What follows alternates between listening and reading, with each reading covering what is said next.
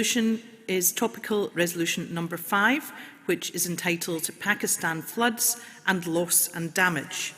And this topical resolution will be proposed by Mary McCallan, MSP, and seconded by Cocab Stewart, MSP. Welcome to Mary.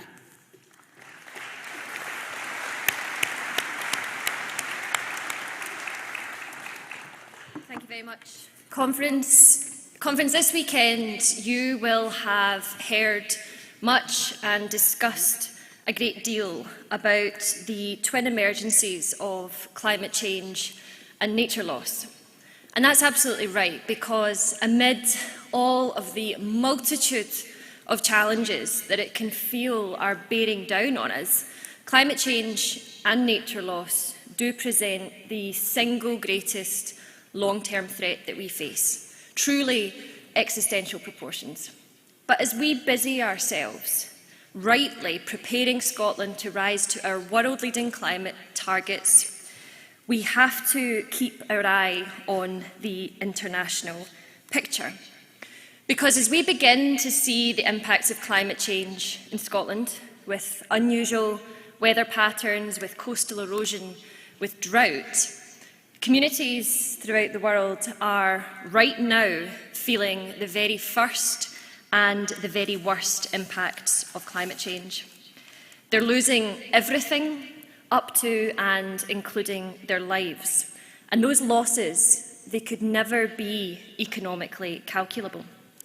Now we see that in the devastation in Pakistan, which this motion narrates in harrowing detail.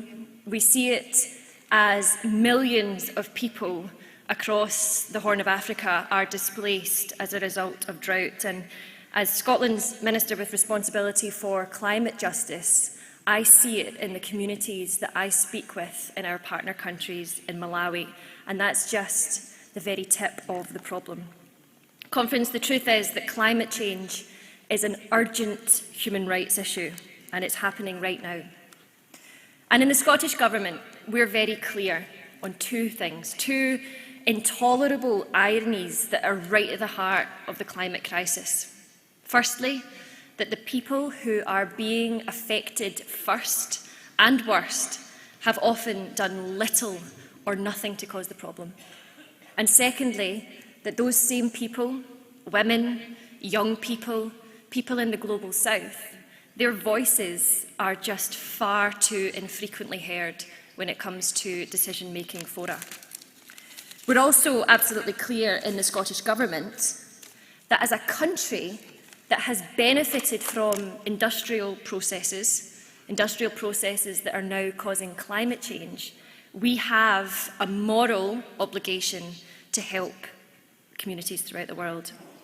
Conference, that's why I am so proud that the SNP Scottish Government's Climate Justice Fund, which was world-leading when it began in 2012, has since then supported communities in our partner countries to build resilience to climate change, never imposing our idea on people of how they should do that, but equipping them with the resilience that they need to build their plans and to develop them.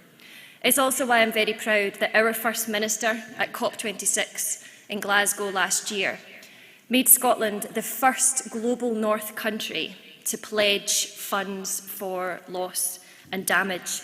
And we have seen in the year since then, Wallonia have followed, and most recently, Denmark have followed, pledging funds. So we call on others to follow where Scotland has led, to fund loss and damage, to recognise that climate justice is an urgent human rights issue and that we all have a part to play in alleviating it. Conference, please support the motion. Thank you.